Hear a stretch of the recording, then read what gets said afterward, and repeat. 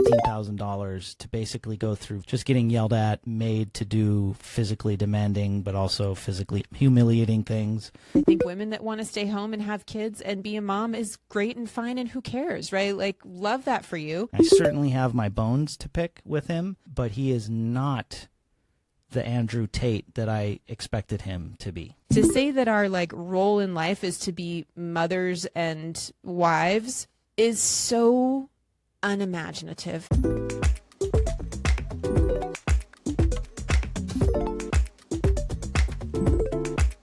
Welcome to the People Fuss podcast. I am Carrie Prince. And I am Doug Daniels. And we are here to discuss the fuss about people. You know it. We are talking about disconnection and connection in life, love, and leadership. And today's topic is a good one. We're talking about alpha male camps and something about women. But first, we're going to talk about the man. Alpha, you're such an alpha. That's right. But not until I go to this camp. So, honestly, today is kind of about gender camps for adults, which we know is a topic that might ruffle some feathers. So actually the inspiration for this was some of the clips that you may have seen online of this alpha male camp called the Modern Day Night Project. And that was the inspiration for this. And then Carrie wanted to talk about women or whatever. So, Doug, why were you so inspired after seeing what this was? What was it about it? Well, at first, like many people, I found the videos to be rather a combination of sad and funny. Sad, and a lot of people did, I think. I think a lot of people did too. Basically, if you haven't seen these clips, it looks like people who paid, I think it was $18,000 to basically go through 48 hours of Navy SEAL training, essentially. Just getting yelled at, being belittled, made to do physically demanding, but also physically humiliating things, crawling up a mountain, having a guy drag you down it again and make you crawl it back up, that kind of stuff. Real manly stuff. So the Modern Day Night Project is what that video was from, at least the ones that I saw. And its tagline, it's defunct, but it ran for a good number of years. I think when I saw it was back in 2019. So they had 20 camps dating back to 2019. But the guy behind it is a very interesting person, and he still has a couple of projects that I'm going to be talking about. The Modern Day Night Project, I think, was his first foray into making men.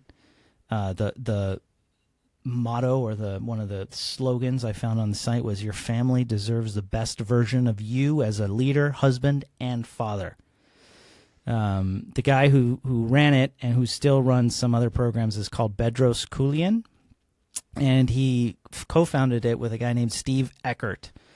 I looked into Eckert a little bit, but Julian was the more interesting character for me, and I'll get into why. One of the things that happened with me as I was looking into this Bedros guy was I kind of went full circle, and I'm now sort of in a more ambivalent place about the man and what he's doing. I certainly have my bones to pick with him, but he is not the Andrew Tate that I expected him to be based on those video clips. All right. So, as I said, the Modern Day Night Project, this is night as in Knigget, is no more. However, Bedros Julian is now running the Squire program. The Squire program is, quote, "a rite of passage for your son as he becomes a man." Another one of their catchphrases is, "Moms turn babies into boys, and dads turn boys into men." The underlying claim that kind of drives this whole program is that, quote, "so many men today are lost, confused, anxious, lonely, and without purpose.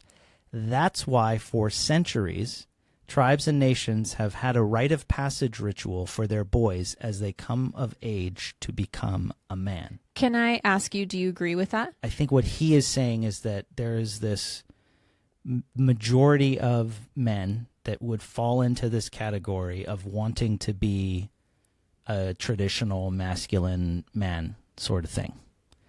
And I do think a lot of men today are lost, confused, anxious, lonely, and without purpose. Is it because they didn't have a ceremony to become a man? I don't think that is the case. Copy. But I do think some of the things that he is trying to cultivate would offset some of these things. Brotherhood, mentorship, self-discipline. Modeled behavior that's healthy. I mean, so like I hear that list and I say like, yes, I do think men are feeling that, and those are very worthy things to worry about. Yes, absolutely. Absolutely. And historically speaking, he does have a point about this rite of passage thing, which I do think it is a little bit separate, but it's also not, because one of the counterpoints is, we never hear about rites of passage for women, really, traditionally, like in traditional cultures and stuff. That's because yours is biological, assumed to be biological, right? As soon as the girl starts her period, she becomes a woman. The women in the village, bring her into the fold, and that is your ritual, quote unquote. But I do think that there is this sort of I myself in my early 20s was a very kind of listless, confused person without a lot of direction in my life. I don't think that a simple ritual would have changed that, but like I said before, the mindset and the things that he's advocating for, I think, would have been helpful to have. In the modern world, I think it's a little bit more difficult to have a ritual be this sort of thing, because then after the ritual, you're still hanging out with all those men. You're still now going on hunts with those men. You're still engaging in all of these traditional manly activities in the village after you do this rite of passage. But in the modern world, not only do we not have that rite of passage, but we also don't have a lot of outlet for traditional masculine activities. And that's one of the things that I agree with Bedros, that he is advocating for all male spaces, for men can just hang out with other men and do manly things, whatever that may be. I have a couple of those spaces. I play soccer twice a week. Women are allowed, but they just don't come. Women are allowed, but they don't come. I've played, there have been women that come and play, but it's, we're not exclusionary in that sense, but it is a good time for me to just bro out and dick around. So here's where my questions come in about like what happens in all male spaces and in all female spaces, but since we're on the man side right now, is like there are certain things that when I talked about like modeling, and the kinds of things that are promoted within these all male spaces, some of the things that have been detrimental, especially to women in the past, are concepts like you must be the leader and make the decisions. Correct. And you lead with strength. Sort of. And when we think of the traditional way that this happened, and so let's talk about like the 50s, the golden era. There was not a good sense of you need to be able to talk about how you're feeling and your emotions. That's a more modern version of this. Yes. So let me just read some quotes from the Squire program's website and see what you think about them. Okay. The higher self is the version of you who has emotional resilience, compassion, kindness, self-control, discipline, and self-awareness. Yeah, I like all of that. Don't disagree there, right? I mean, it doesn't seem necessarily masculine, but yeah. No, okay, that's fair. It's just that's person. Fair, right? This is another one of those weird ones where I'm not sure what he means. The higher self is the version of you who is both a savage and a servant. Nah, that doesn't really do it for me. The higher self is the version of you who is enlightened and purpose-driven rather than a pleasure seeker. Hedonism had, some problems. Yeah. The higher self is the version of you who does not seek the approval or validation of others. Rather, he's confident in who he is mentally, emotionally, and physically. Yeah, again, men and women. That would apply to both. Confidence, I think, is a good trait for men and women, right? But those are the kinds of things that he's saying, and those do not, to me, ring as toxic manosphere Andrew Tate-esque kind of bullshit. Absolutely not. They don't. I mean, I think those are nice things. And for me, what we were talking about the book Boy Mom that came out recently, and that's this mom basically wrote a parenting book after having boys and realizing that they weren't getting positive messages about being boys in the world. Yeah. And she was a little bit concerned that they were constantly told that they're the problem, they're the problem, they're the problem. And what's so delicate here is that sort of the darker part of the manosphere is really trying to say, everybody's been telling you the problem, but you're not the problem. And then they like, there is no problem with masculinity. And then they like go to this like really extreme place of who is the problem. And then of course it's women. And it starts to become victimization. As my friend Josh Gibson would say, a lot of the bigger personalities that we take issue with, they're coming from a place of being a victim. Yeah.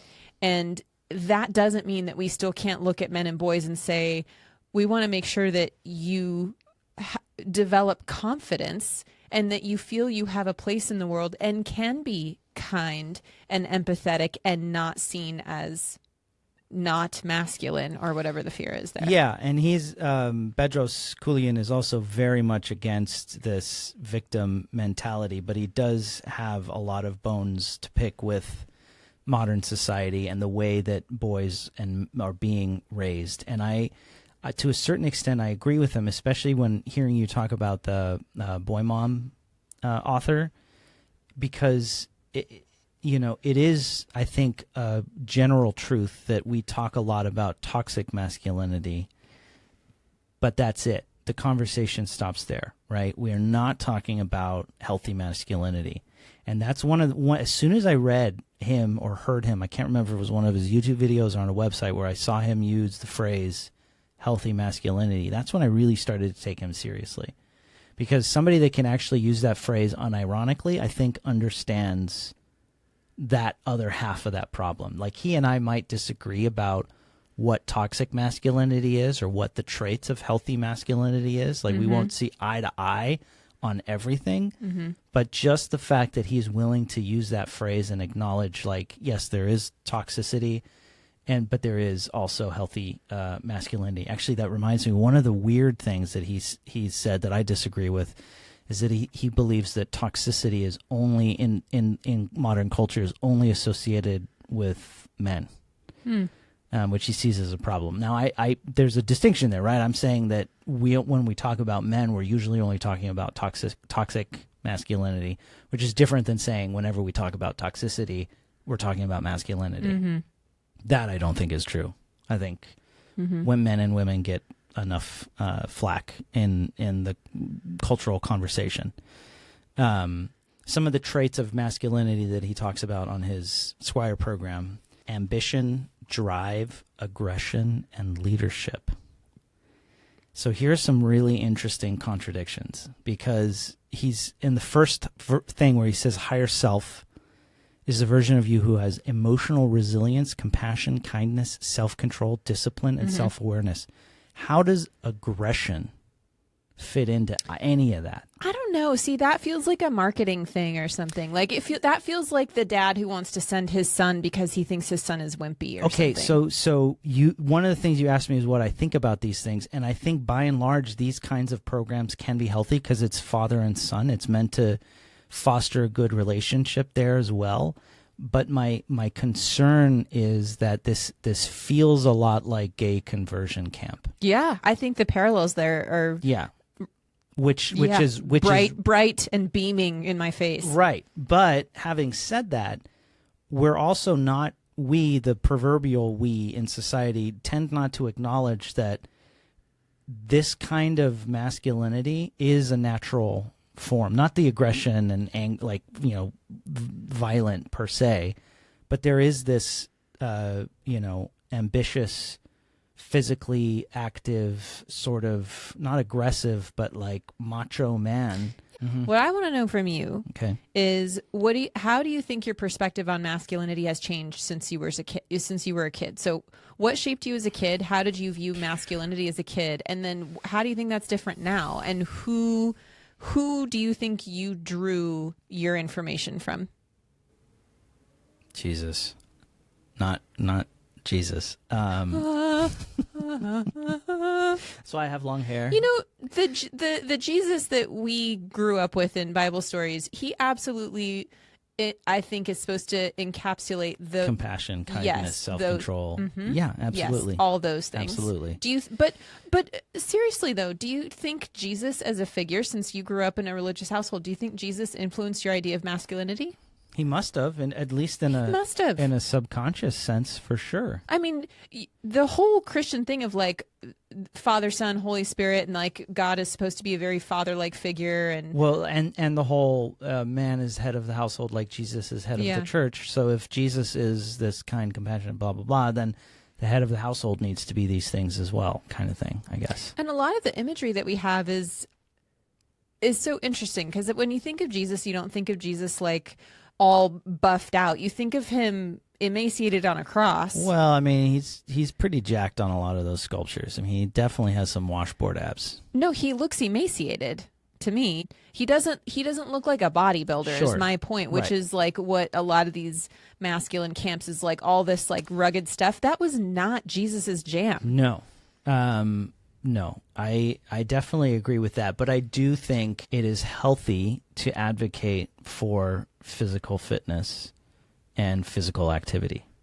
Well, sure, but that's one of the smaller bones that I have to pick with him is that this isn't a masculine trait. Being physically fit is just a good thing for every human body to be. Yeah. I want to go back though to your I can't. I don't have a good answer for you. Well, what do you think of masculinity now as an adult man? Yeah. How do you think about it? I mean, I think about it I do think that there is an element of caring for those weaker than you. Mm-hmm. I do feel that there is a responsibility that comes with being the stronger sex.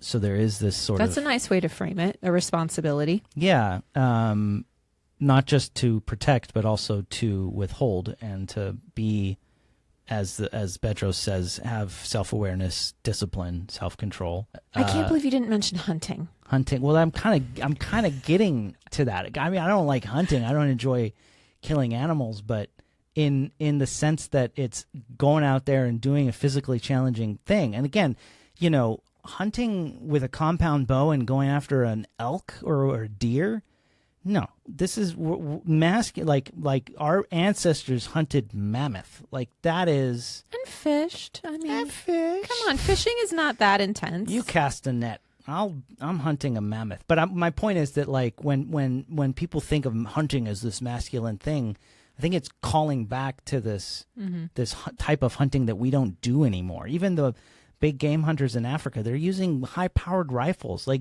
you go kill a lion with a fucking spear, okay? And then I will be impressed. Yeah. Some of them probably try, but PETA gets them. I don't necessarily agree with some of the things that he listed. So I do think that there is a servant attitude, but that comes with the physical strength component. For me, I think honesty, forthrightness, truth, integrity, following through with your word. Your word is your bond, kind of thing. I'm trying to think of things that distinguish it from femininity, though, because like it's not like I think lying is a feminine trait. That's why I think going back to childhood, so like women are given baby dolls as gifts, and like just this last weekend we were at a house where there were little girls there and they were pushing around the baby doll in the little mini stroller or whatever. But then your nephew was there and he also thinks that's hilarious and fun. So, but he doesn't, But he was more inclined to drive around that little Amazon wagon and he wanted to deliver packages all night. Yeah. Hunting. Yeah, maybe.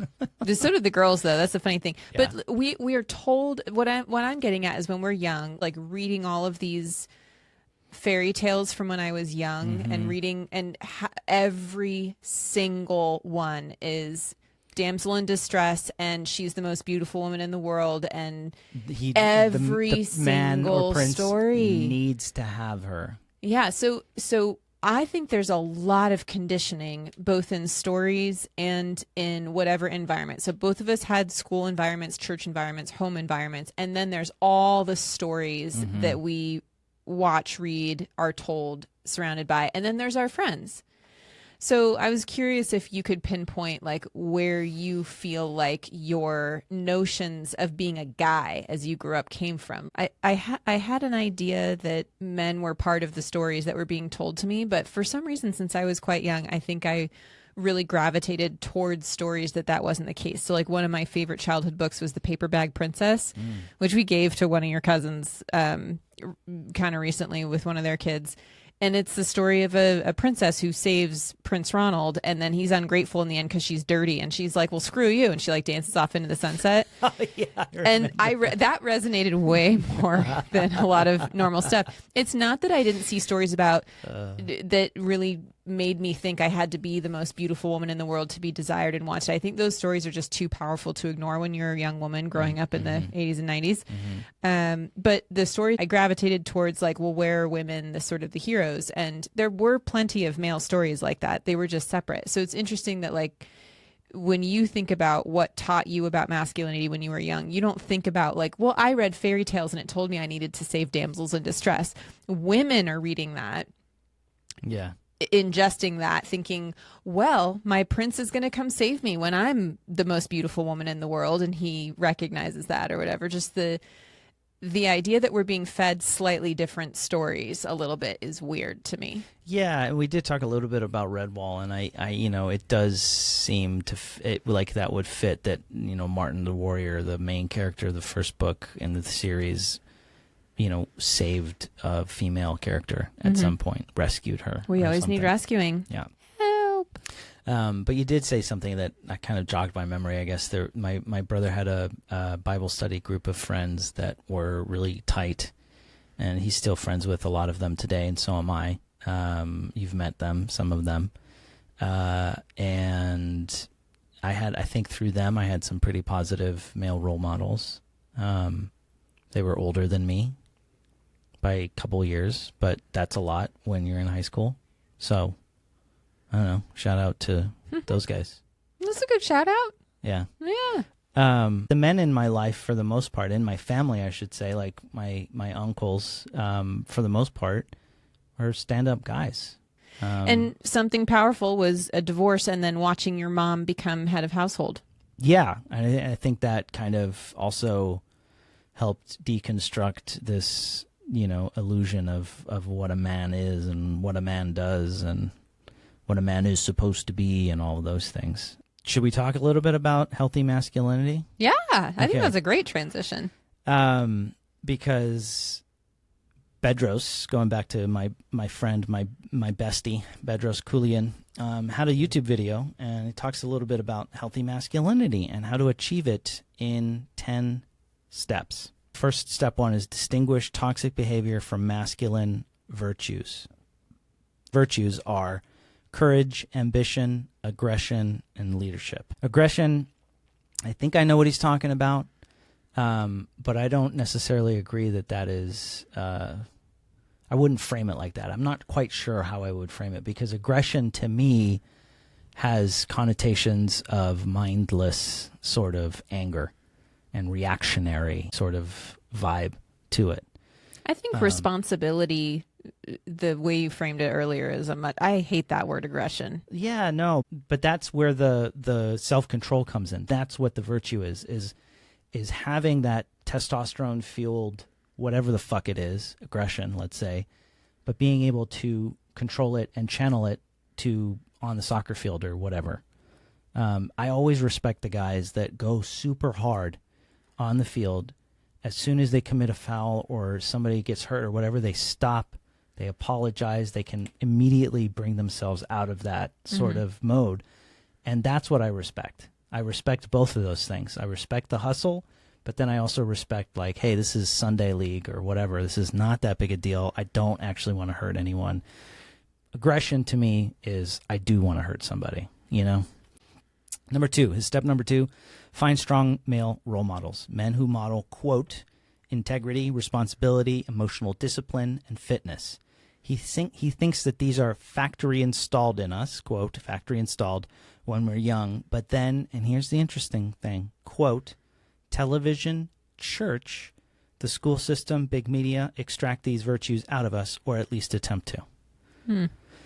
I just thought that was interesting that he threw church in there as well, which is another reason why he doesn't quite fit into this sort of MAGA masculine mold, because he's kind of poo-pooing on organized religion a little bit there.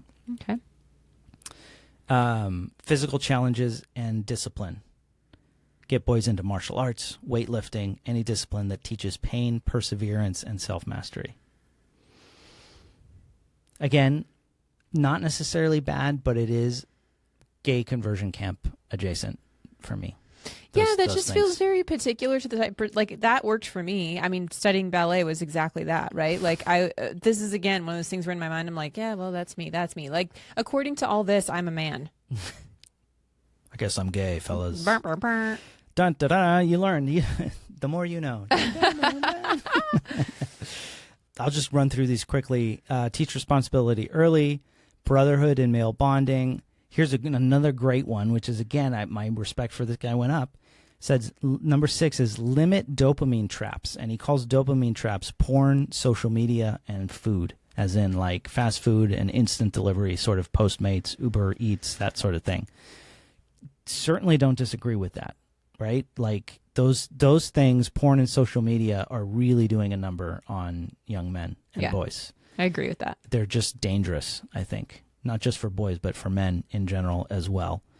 Calls for a moral foundation, celebrate competition and achievement, encourage emotional mastery and not just suppression of emotions. So he's not just saying stuff it down. He's saying master your emotions, naming, channeling, and using them with strength.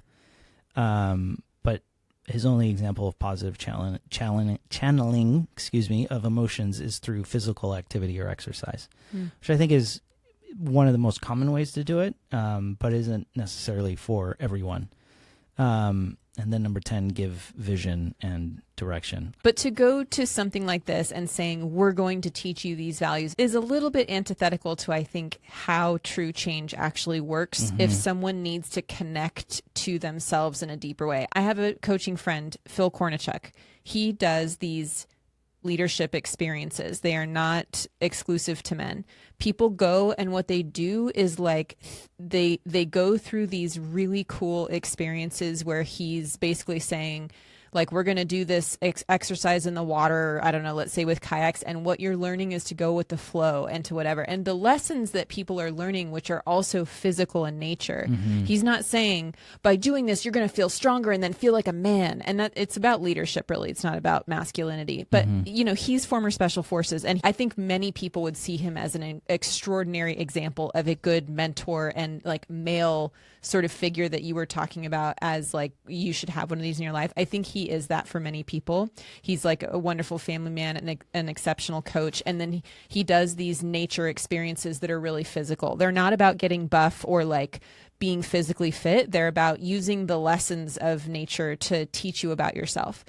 And so you're getting a lot of this without saying, I will teach you how to be masculine, you know, man, all of that is sort of accomplished in terms of not being masculine, but what this whole masculinity camp thinks that it's doing. I think those are accomplished in other ways without naming it as such. Yeah, that's a fair point. I do think one of the few things it does outright accomplish or could outright accomplish is the bonding and brotherhood bit, you know, because you're going through this fucking hellhole with other people and you might end up really good friends with them. I don't think that those things are necessarily bad unless, again, there is a culture within that group to secretly sort of like celebrate bad stuff or disempower others through it. Yeah, or reinforce bad right thoughts, like, you know, all-male group of incels talking about how they hate women. One last thing that I wanted to talk about is this other challenge, retreat, if you will, that Bedros Julian hosts, which is called the Misogi Challenge, based on a Japanese purification ritual. It's a 12-hour experience for men and women, and it comprises of 2 rules. something you have a 50-50 shot of doing, so something really difficult, and it can't kill you. That's the second rule. Alternatively, the first rule being do something once a year that will change the rest of this 364 days. So the common example that I've seen is like do an Ironman. You know, you can't do an Ironman once a year and not have to train for it the entire time. But the reason I bring this up is because one of the instructors that I found of this for this Misogi challenge is a woman named Snej Veljanovska. And she is basically all of those masculine traits that he lists. She is tough as fucking nails. She's a former professional athlete. I could chip a tooth on her abs. I mean, she is, and she's disciplined. She's clearly a leader. She's got ambition. She's got all of these things. Where does she fit in this masculine-feminine dichotomy that he seems to think exists, right? If men are all of these things that we've talked about, where does Snej fit into this? She doesn't strike me as somebody that fits into the mold that he was describing earlier in his other videos and his other, certainly not the Modern Day Night project. Yeah. Like, I don't see her marrying some guy like that.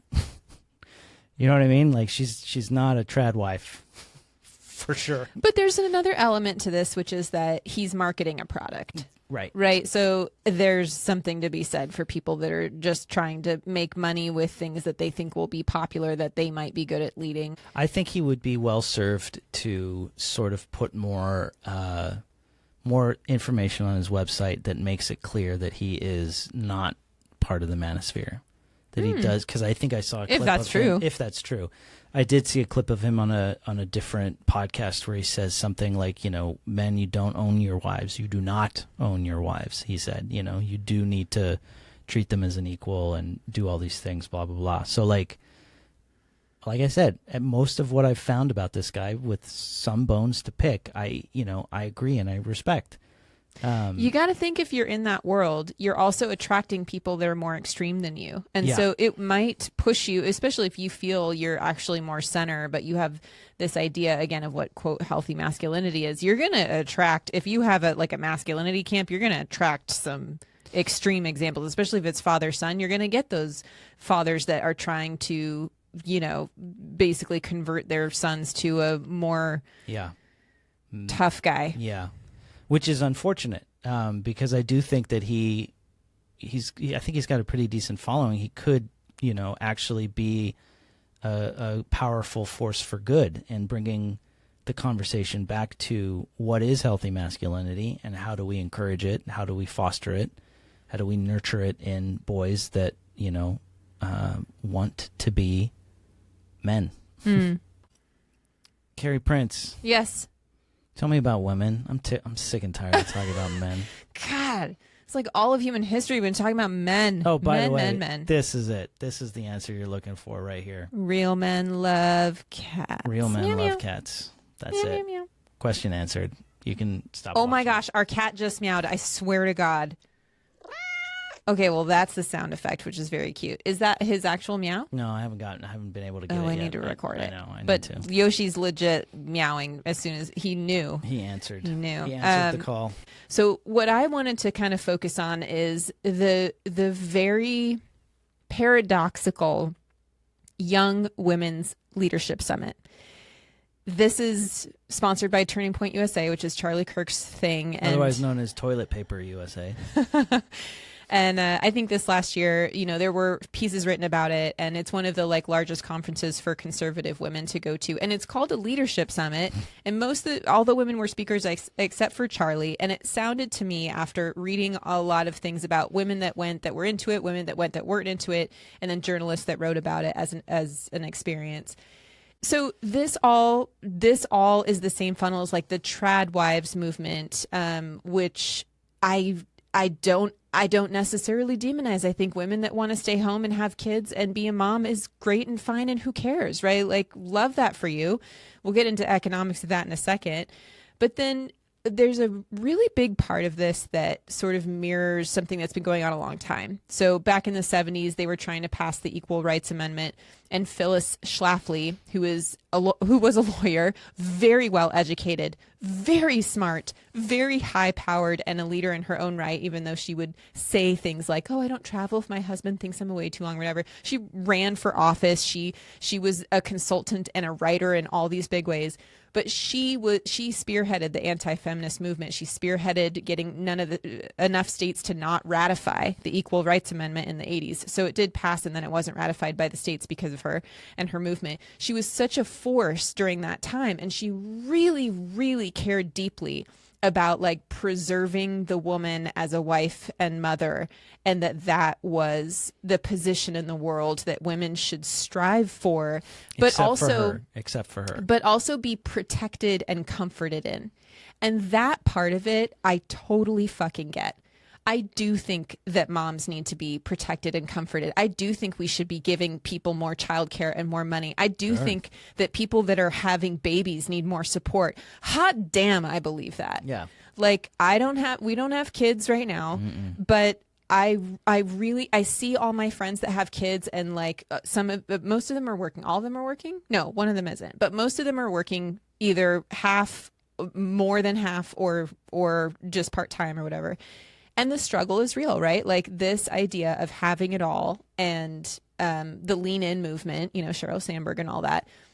There's a real stress point for working women. And I say this as someone who I really like work. I've always liked it. I'm an ambitious person. I really delight in leadership and teams and management. I think Charlie Kirk has said something like the most miserable woman in the world is like a 40-year-old climbing the corporate ladder and then JD Vance has this whole thing about like women with no kids and cats. Like, I'm all their worst nightmares, all of them. And I'm a joy to be around, I think. I agree with that. I love our cats. I love my man. I'm in a nice relationship in a great city with like a wonderful apartment. Like, I have a lot of things that I think I don't know. I'm really grateful for the life I have a lot of the time. But I'm the nightmare that these guys are talking about. So women that go to this leadership summit, thousands of women, and they also bring their kids. There's like kids as little as 5 there.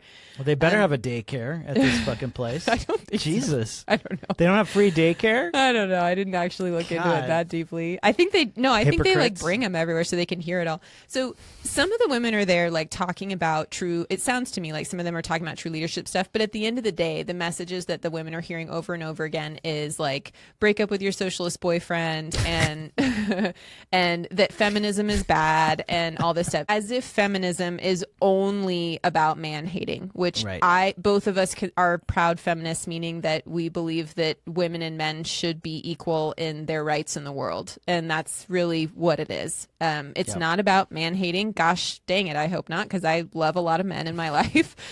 And over again. So something like equal pay, for example, Phyllis Schlafly was never into this because she really wanted to preserve the home structure of a man being able to earn enough to support the whole family. And she felt that if women and men were equal earners, that would encourage women to be career minded. And then we're not like setting up this super career woman. Well, and that's the funny paradox of this leadership summit, is that it's not about leadership, because the women going kind of confused saying like, hey, but all the women that we look up to have these big careers or have leadership positions. And what they always come back with, which is not very strong in my opinion, is like, well, don't you think they met their husbands through those roles? Or, I mean, going to college is at this summit, like Jesus. Some of the final answers that we have from the summit is like, you go to college so you can find a husband, and your true calling in life is to be a wife and a mother. Now, there's another sort of side to this, which I think has risen with a little bit of the TERF movement too, which is that like women who really believe that having a womb and being able to give birth and be a life giver is like a very sacred, divine thing. You'll hear that word divine quite a bit.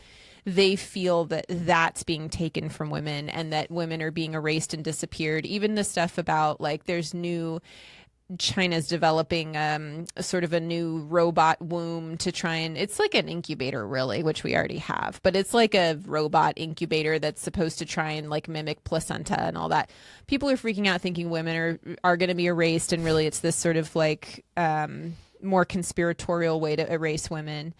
And I think that kind of stuff is like where I completely drop off in terms of masculine, feminine. Like, I think I probably am a much more, quote, masculine or tomboy type of woman because I'm into things like jobs and leadership, and I'm extroverted and I'm opinionated, and I've always been that way since I was a kid. My mom will tell you, like, I just had weird confidence since I was a kid, and I don't know. I've just always had it. Never had reason to lose it. I guess we'll see. After doing this podcast for a while, we'll see.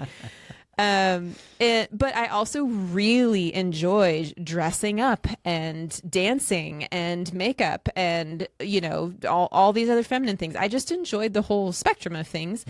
And as an adult, like, the reason why I asked you about your notions of masculine, feminine then versus now is that mine have become way more playful as an adult, not just for myself, but how I see them in other people. I'm so much more playful and forgiving about how we play with masculinity and femininity now, and that it doesn't scare me. Like, I think there's this like deep fear about not being this idolized version of the very center slice. In being a matchmaker and a dating coach for years, I also got to really deeply explore a lot of frameworks around dating, love, sex, relationships. And in that exploring, I really got a lot out of listening to Book on Tape by Helen Fisher. She is unfortunately no longer with us. She was behind Match.com. Like, she was kind of the science behind like the Match.com originally. And so I was listening to her book on tape, and she was talking about like love, sex, and relationships through time and through culture, and even into the animal kingdom and stuff, and looking at all these parallels, just all the ways that people have ever partnered and how long things are and what courtships looked like, and listening to her talk about all the variation in all these different parts of history and all these different countries and cultures, like, it really puts into question where you learn about what all this stuff is. She also goes through and like she looks at what she thinks the differences are generally, and I think that that's really helpful. And that's why humans are special, is because we're so flexible. We can adapt and we can change, and we sort of like move forward in our culture in ways that make sense. And sometimes it just makes sense for that culture. Like, she would talk about certain cultures where maybe a lot of the men had like died in war, and so it was actually really common for wives to share a husband because there weren't enough to go around, and you need to impregnate those mamas. What culture was that?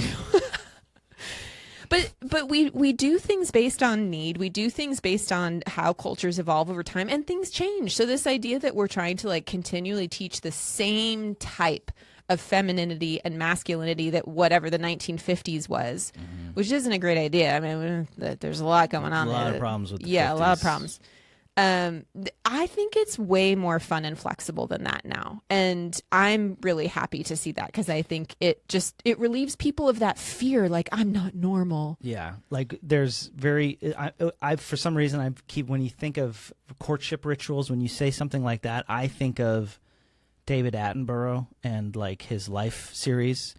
Like The Life of Birds. Birds is always a good one. Life in the Ocean. There's some fish that like do these crazy like concentric circles to try and attract a mate, you know? And those rituals, there's no real bell curve there, right? Like, if you're a dude fish or a dude bird, you got to do this dance to get the woman bird, right? Like, I mean, it's a lot more straightforward. And actually, that brings up a good point, because Esther Perel, who is also like very, very renowned couples therapist, I'm sure plenty of people know who she is at this point, but Esther will say, like, people really like structure and they like knowing who they are and what they're supposed to do. And in previous generations of most societies, you kind of knew how you were supposed to do things and how you're supposed to perform, and you knew where you stood in society. And so if you were born and they told you were a man, then you were supposed to be like this, and this is how you do it. And if you're born a woman, blah. And people really like that. Most of the time they like structure. And so you have to find a way to like see less structure and delight in it. And I think that's really hard. And that goes back to men being anxious and lonely and confused. They don't know what the ritual dance is that they're supposed to do anymore to attract the female bird. I honestly think that's kind of a nice little way of putting things together there. So the last point I want to make about this leadership summit and why it's also strange and confusing, and it has to do with politics. Forgive me. We got to go there, right? Is the economics part. Yeah. So we're not set up in America right now, and we're not in a good spot for a single earner household. And so I think you had said this at some point where you're like, if you are pro that tradition, then you have to be pro worker. Yeah.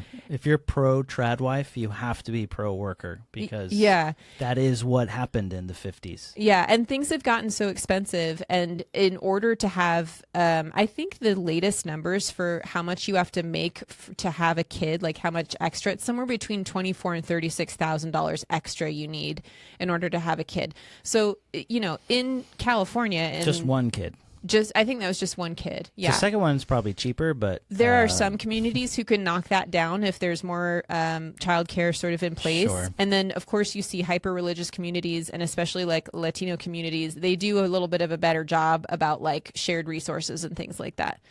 But the amount of money needed to have kids and just the pressure of being the sole earner for a family these days is unsustainable. So while all these women are going to this summit, you know, that's putting enormous amounts of pressure on men to suddenly make $200K a year. We don't even have that many jobs that are earning that. Yeah.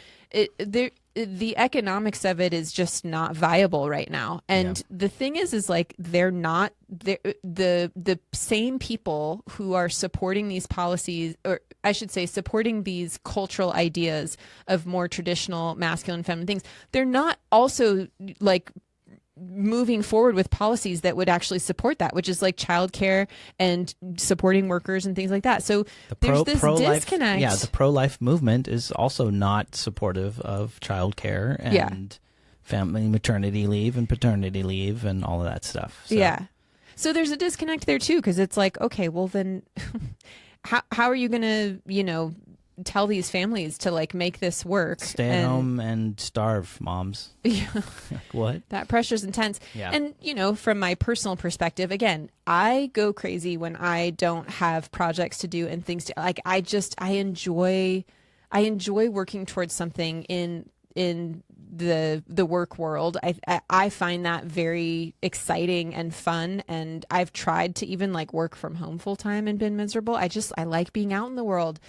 And I think men and women both have really great inherent skills that can contribute to society. But one thing I think is weird is that now that we have a system of like money, cash, right? We're not in these like societies where like you hunt for the food and then we will build the blankets and the shoes and then we'll all try and help build the structures we're going to live in. And then somebody gets water. It's like all of those were task oriented things to try and survive. And now we've translated task oriented things into, and women always did some child rearing stuff, right? Like that's just the case because of our bodies.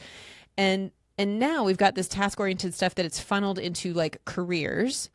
And a lot of the task-oriented stuff that women traditionally did, look at me in my eyes right now, tasks and skills and even leadership skills that women inherently have, they weren't funneled into a career that made money then. They just were, right? So to say that our this is my opinion, to say that our like role in life is to be mothers and wives is so unimaginative of like what we're actually capable of, because women know how to run their families the same way they would be good at running a business or a country.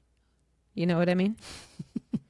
Like, we have those skills. We are incredible. Like, talk to Helen Fisher, right? She says women are... She's dead. You I can't know. tell. Women are web thinkers, right? We're thinking of these big pictures all the time and how it all works together and how all those pieces are going to interlock. She talks about men as more linear thinkers, really good at getting one task done at a time, which is a really efficient way of working in high stakes environment. So like if your task is to go kill the mammoth, you're going to fucking kill that mammoth. That's all you're going to think about. Yeah, women running sort of social networks and making sure that the social fabric of the tribe maybe is working accurately and that the kids are getting along and that the kids are learning skills that they're supposed to learn. Those are teaching. Those are city council. That's those are all those things that we consider to be career jobs now, but actually women have always had them. We just translate them to money now. And taking someone away from the home and not being able to do two things at once, I think that's partly where everyone's sort of confused, because women's skill sets actually are so good for leadership in the workplace, but it is a really insane stretch when they're also trying to have kids at the same time. So what I'm for is like leaning hard on support systems that, I'm pro worker in general, but like if women are in the workforce, I think women's bodies having babies and stuff should always be supported more. We should be having more money towards childcare and all that stuff. First supported with choice. If these traditionalists want to encourage women to make the choice to be mothers, they need to put in place these support structures that used to be there, that used to be part of the village. Yes. That are no longer available. But also to recognize that women earning money for the skills, the woman, the feminine skills they've always had should be a good thing, that we found a way to monetize those skills. Yeah. Because money is the way that we have to, get the things that we need. I want you to make more money. Fuck yeah. Don't we all? We all just want to make more money all the time. So yeah, there's sort of my rants about the gender camps for women. The leadership summit, the leadership, not leadership. I just can't believe it's called a leadership summit. That's such a funny. Reel you in just to take your money and then spit you out with just more questions than answers. It's unfortunate. Yeah, all that, like Phyllis Schlafly. Actually, if you haven't watched the series, I watched it on Hulu back in the day, but it's called Mrs. America, and it's about Phyllis. I thought that was one of the favorite series I watched that year. The performances are amazing, but it also kind of looks at that paradox of what's happening there with women organizing, becoming leaders, becoming powerful, becoming persuasive, all so that they can encourage women to take a back seat. It's a really interesting paradox that you have to do the thing that you don't like in order to get that message across. What was that documentary we just saw with the high school girls from all across the country that were invited to like create a government? They have a girls one and a boys one. Yeah. Boys state and girls state. Yeah. There you go. I stalled just in time, baby. Yeah. All right. That brings us to call to action. That's right.